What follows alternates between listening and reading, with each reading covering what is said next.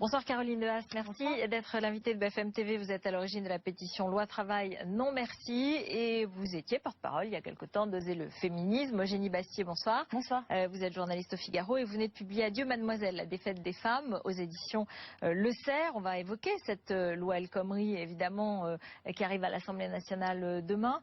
Peut-être un tout petit mot là-dessus d'abord. À votre avis, vous qui avez monté cette pétition qui était très hostile et qui a recueilli plus d'1 million 300 000 signataires. Est-ce qu'elle va passer cette loi à votre avis ? On voit manifestement qu'ils ont un problème. Là, ils n'ont pas la majorité à l'Assemblée et on le comprend. Parce qu'en fait, les députés de droite qui s'alignent sur la position du MEDEF refusent cette loi qu'ils trouvent pas suffisamment libérale à leur goût. Et la plupart des députés de gauche voient bien qu'entre les licenciements économiques ou l'inversion de la hiérarchie des normes, comme le disait un reportage juste avant sur votre antenne, il y a un vrai problème par rapport à juste l'identité de la gauche. Et donc on a d'ailleurs lancé, suite à la pétition, un site qui s'appelle lobbycitoyen.fr et qui permet d'interpeller directement l'ensemble des députés. Donc chaque téléspectatrice qui nous regarde peut y aller, il rentre son code postal et ça permet de tweeter une forme de chantage, ou de faire un mail. sur les députés. On s'en souviendra. Si vous votez mal, vous serez puni, quoi. Une interpellation. Ils ont été votés, ils ont été élus avec nos voix. C'est normal qu'ils mettent en place le programme pour lequel ils ont été élus. Or là, la loi travail, elle était dans le discours de Villepin de Nicolas Sarkozy. Donc il y a quand même un problème quand on est député et élu avec des voix de citoyennes et citoyens. C'est pas parce que Sarkozy l'a dit que c'est forcément mal ou. J'ai pas dit ça, j'ai juste dit qu'on n'a pas voté pour ça. Oui, au moins. Très bien, mais c'est sûr qu'il n'avait pas le mandat pour faire ça. Mais ce qui est assez fascinant, c'est que c'était une loi qui était au départ soutenue par le MEDEF et la droite, une partie de la droite libérale, et qu'aujourd'hui, Pierre Gattaz vient de dire sur votre plateau qu'il était contre, ce qui vous fait un point commun d'ailleurs avec Caroline Dehaas, puisqu'ils sont tous les deux contre. Et donc c'est un peu la méthode Hollande, c'est-à-dire mécontenter tout le monde et finalement se mettre à dos à la fois la droite libérale et la gauche radicale. Voilà, c'est la gauche tout court, hein, puisque parmi les députés socialistes, il y en a beaucoup qui aujourd'hui disent qu'ils ne voteront pas cette loi. Elle est tellement en contradiction avec ce sur quoi ils ont été élus et même avec leurs convictions. Enfin, elle a beaucoup changé, elle a été beaucoup modifiée. On a fait des rappels, vous savez, on a fait des rappels téléphoniques des permanences parlementaires la semaine dernière et il y a un député dont je tairai le nom, socialiste, dont le collaborateur nous a dit, vous savez, le député il est contre, tout le monde est contre dans le bureau, mais bon, il a une pression pour voter pour, c'est quand même incroyable, quoi. Donc on fait tout ce qu'on peut, mais voilà. Ah, ça c'est pas une interpellation, c'est une pression. Non, lui il reçoit une pression. Non. Quand vous vous dites, c'est le collaborateur. Il y a les bonnes et les mauvaises pressions. Attendez, moi c'est le collaborateur qui nous dit ça. Et qu'est-ce qui se passe en fait depuis 10 jours? C'est que Matignon rappelle, donc les services du Premier ministre rappellent tous les députés. Et donc il n'y a pas de raison qu'il n'y ait que Matignon qui rappelle. Bah nous aussi. Vous aussi vous rappelez, voilà, ça c'est dit, ça c'est clair. Les violences, ce soir on a appris que Nuit debout était interdit d'alcool à partir de 17h, interdit de musique après 22h. Ce matin, Jean-Christophe Cambadélis s'exprimait là-dessus et aussi Alain Juppé. On va les écouter. Ce qui est en train de se passer est déplorable. Cette violence-là, cette radicalisation-là, nous inquiète. Elle pose un problème, d'autant qu'elle commence à être théorisée. On peut toujours contester, on peut toujours manifester, mais la violence gratuite est inacceptable. Le gouvernement actuel n'a pas véritablement de légitimité pour légiférer en ce sens, puisqu'il se met en à peu près totale contradiction avec ce que le président de la République avait annoncé en 2012. C'est ça qui explique le malaise profond d'une grande partie de l'électorat socialiste et d'une grande partie des parlementaires. Souvenez-vous, le programme de M. Hollande en 2012, c'était de faire échec à la finance. On n'allait plus là. Voilà, Alain Juppé qui commentait la loi El Khomri et Jean-Christophe Cambadélis, les violences après les défilés, notamment du 1er mai, et aussi après chaque dispersion de Nuit debout. Comment réagissez-vous, Eugénie Bastier ? Je crois que déjà Nuit debout n'a plus grand chose à voir avec la loi El Khomri. On voit que c'est devenu un prétexte, comme les organisateurs, notamment François Ruffin et Fakir, ont saisi ce prétexte pour lancer... Le cinéaste François Ruffin. Oui, lancer cette idée de Nuit debout, mais ça aurait pu être un autre prétexte. Et finalement, ça a dépassé, c'est devenu un mouvement beaucoup plus global. Après, je crois que évidemment les casseurs sont différents. Il y en a toujours eu en marge des manifestations, il y en avait pendant la COP21. Sauf qu'aujourd'hui, on remarque une chose, c'est qu'il y a une légitimisation dans un discours des casseurs, un refus de se détacher, de se distancier des casseurs, et une théorisation en effet de la violence, et aussi un discours sur les violences policières qui est des éléments de langage de la gauche radicale qui fait des éléments de langage sur la violence policière sans aucune considération pour le travail des policiers. Et c'est ce discours-là qui, à mon avis, exaspère les gens plus que peut-être les dégradations qui sont à la marge.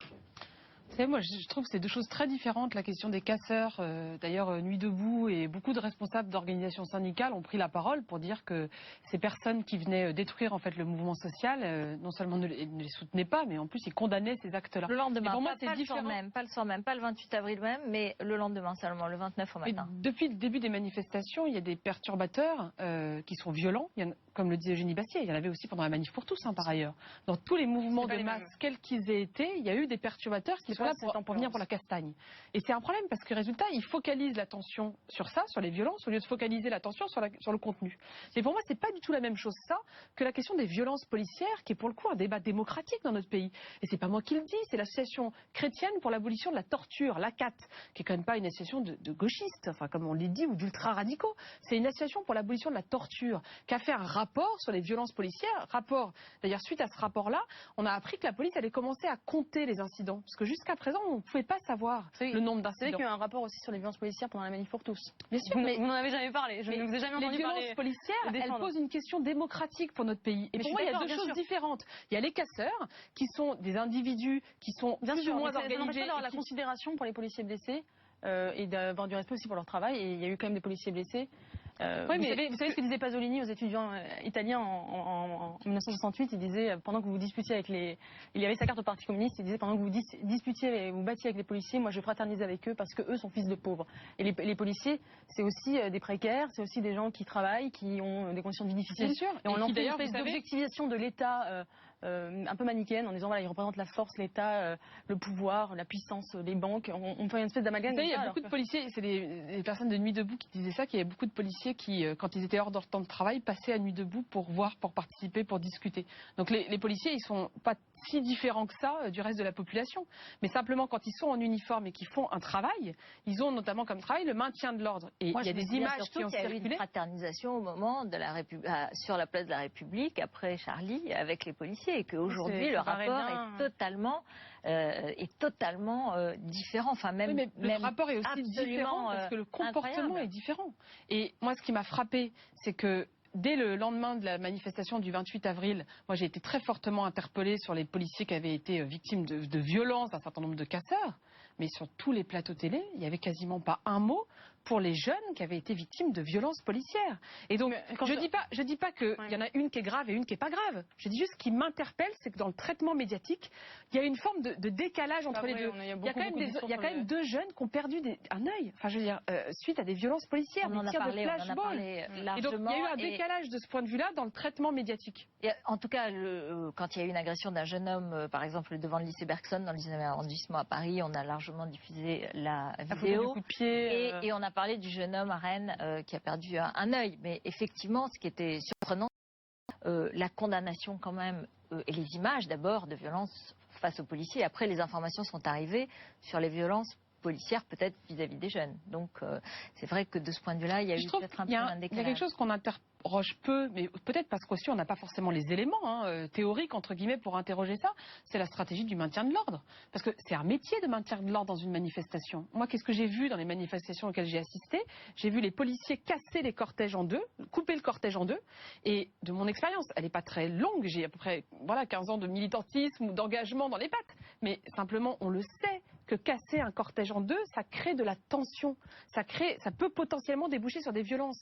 Et donc, je me demande à un moment, qui donne l'ordre de casser le cortège en deux? Et ça, on a rarement des réponses. Parce que moi, j'ai eu des syndicats policiers au téléphone qui m'ont dit exactement l'inverse, c'est-à-dire qu'ils avaient des consignes de retenue et qui bouillaient justement de rage, et qui disaient si on contrôle pas la situation, s'il y a autant de casses, c'est justement parce qu'on est dans un contexte social très tendu et que le gouvernement nous demande de la retenue, alors que d'habitude, on peut y aller beaucoup plus fort. Vous savez, il y a eu une lettre Au contraire, il y a toujours eu des casses, il y a toujours eu des casseurs, mais aujourd'hui, c'est particulièrement violent parce que justement, comme on a un contexte très tendu avec la loi El Khomri, le gouvernement ne veut pas enflammer les choses, justement. Vous savez, sur Mediapart, il y a eu un texte qui a été partagé, que j'ai trouvé assez émouvant, qui est un texte du préfet de police de Paris, qui s'appelait Grimaud, en 1968, et où il fait une lettre aux policiers, en 1968, et où il leur fait une lettre sur la violence policière. Et il leur explique, frapper un manifestant à terre, c'est se frapper soi-même. Et il dit, je comprends que vous soyez épuisés, je comprends que vous bouillez intérieurement, mais quand vous tapez un manifestant, vous atteignez à la fonction de ce qu'est un policier ou un gendarme.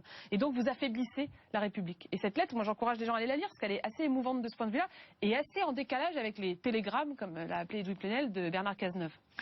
Les féministes, vous avez écrit un livre, Eugénie Bastier, Adieu Mademoiselle, qui fait référence à Simone de Beauvoir, qui fait référence aux luttes féministes, et vous dites aujourd'hui elles sont détournées, elles sont contournées, elles sont trahies. Avant d'en parler avec Caroline Dehaas, qui connaît bien cette mouvance féministe, vous vous définissez comme féministe ? Non, je ne me définis pas comme féministe, justement, parce que je pense que le féminisme est devenu un isme, c'est-à-dire une idéologie. Et de la même manière qu'on peut trouver déplorable la manière dont étaient traités les ouvriers au XIXe siècle sans pour autant adhérer au marxisme, je pense qu'on peut trouver que la condition féminine a été à une certaine époque assez déplorable sans pour autant adhérer au féminisme, qui est pour moi une idéologie pure, c'est-à-dire une relecture de l'histoire de l'humanité sous l'aune d'un paradigme unique, dominant-dominé, et cette idée qu'il y aurait un patriarcat, une espèce de complot universel des hommes contre les femmes, et de la société contre la femme. Et cette idée-là, je ne la partage pas, et je pense que c'est une idéologie, et qui est aujourd'hui nocive, et dont on voit les limites, puisque les féministes aujourd'hui ne se battent plus pour la réalité concrète de la vie des femmes, mais s'éparpillent dans des luttes qui me semblent symboliques et qui n'ont pas d'impact concret sur la vie des femmes. Caroline Dehaas, c'est ce que vous ressentez aujourd'hui. Vous êtes dans cette mouvance féministe, même si vous avez changé de combat et vous vous êtes intégré à un combat plus général. Mais vous savez, quand on travaille sur l'égalité femmes-hommes, le premier frein auquel on se heurte, parce que moi, parmi mon travail, il y a aussi de faire des formations, par exemple, pour l'égalité en entreprise, l'égalité professionnelle, qui est quand même un combat très concret et du quotidien. Et dans ce combat pour l'égalité professionnelle, il y a notamment la lutte contre le harcèlement sexuel au travail. La première chose à laquelle on se heurte quand on commence à travailler sur l'égalité, c'est ce que j'appelle l'illusion de l'égalité. C'est généralement le sourcil qui se lève en disant globalement ça va, tu vas pas te plaindre quand même. Globalement ça va. Bon. Et quand on regarde les chiffres, la réalité des inégalités femmes-hommes aujourd'hui en France, alors ça va mieux qu'il y a 50 ans, ça va mieux que dans d'autres pays du monde, mais globalement ça va pas très bien. Et pour moi être féministe, c'est percuter cette illusion de l'égalité, prendre conscience qu'on a encore un problème, et deux, avoir envie de transformer la société. Pour moi c'est simplement ça être féministe. Alors quand quelqu'un me dit t'es pas féministe, je fais mais c'est bizarre, t'es pas pour l'égalité femmes-hommes. Parce que le féminisme, c'est ça, c'est simplement se dire waouh, on a encore un problème et avoir envie de le changer. Quand est-ce que cette égalité parfaite arrivera? C'est quand il y aura le 50-50 dans les cuisines, c'est quand il y aura 50% d'hommes et 50% de femmes dans chaque profession, dans chaque parlement, dans chaque entreprise. Quand est-ce que cette égalité parfaite et réelle aura lieu? C'est ça que je me demande. C'est qu'on a une espèce. On a eu l'égalité de droit à ça. Moi, ma question, c'est pas une question dans 150 000 ans, quand est-ce qu'on sera dans l'utopie d'une espèce une utopie d'une égalité réelle et parfaite qui n'existe pas. Parce que est-ce que ça doit empêcher de se battre pour le faire avancer? Par exemple, je suis pas sûre qu'un jour on fera en sorte qu'il n'y ait plus aucun viol à la surface de la planète. Aujourd'hui, c'est l'ONU qui le dit. L'ONU le dit, il y a une femme sur 3 qui est victime de violence. Une sur 3. On est 3 autour du plateau. Il y a une femme sur 3 qui a été victime de violence sexuelle. Malheureusement. Le viol existera toujours, vous avez raison. En tout cas, c'est sûr que c'est pas demain qu'on va faire en sorte que le viol s'arrête. Mais moi, mon utopie, c'est en effet d'essayer de vivre dans un monde, d'imaginer un monde vers lequel on va tendre petit à petit, dans lequel le viol baisse. Aujourd'hui, il y a 200, rien qu'aujourd'hui, en France, il y a sans doute plus de 200 femmes qui ont été victimes de viol. Ça, mais on n'a pas besoin d'être féministe pour être contre le viol. Non, mais simplement, moi, en tant que féministe, qu'est-ce que je dis? Je dis simplement que ça pèse sur les femmes victimes de viol et ça pèse sur l'ensemble de la société. Il y a un moyen très utile pour contrer le viol, c'est de punir les violeurs, déjà.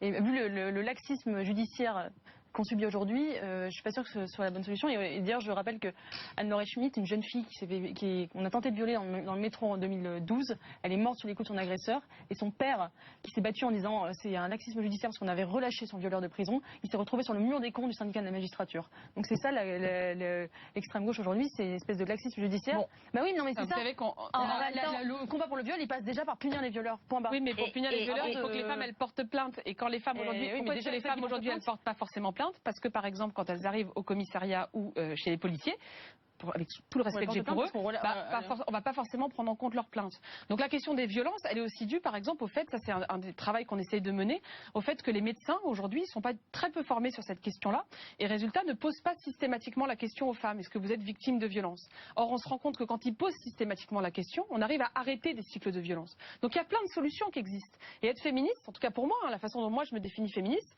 c'est de se dire cette violence elle est intolérable et on veut la faire reculer. C'est peut-être une utopie, mais je pense que c'est une utopie utile. c'est vrai que, par exemple, en étant contre l'avortement, votre rapport entre les hommes et les femmes est aussi à interroger. Vous êtes pour le choix, pro-choix, vous avez dit, pro-choix. Je suis, comme disait Pasolini, je suis contre l'avortement. Décidément votre maître ce soir. Oui, c'est vrai, je cite beaucoup en ce moment. Je suis contre l'avortement et pour sa légalisation, simplement, je pense que je suis aussi pour un monde où il y a le moins d'avortements possible, si c'est possible, mais je ne veux pas interdire aux femmes d'avorter.